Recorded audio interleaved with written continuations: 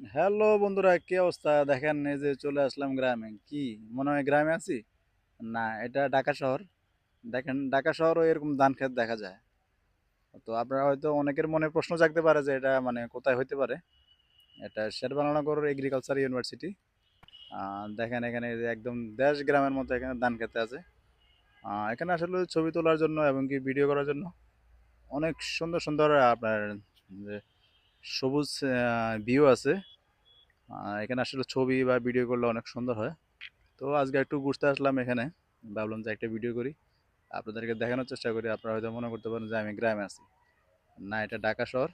ঢাকা শহরও এরকম সুন্দর সুন্দর জায়গা আছে যেখানে ভিডিও করার জন্য এবং কিছু ছবি ওঠানোর জন্য দেখা যায়।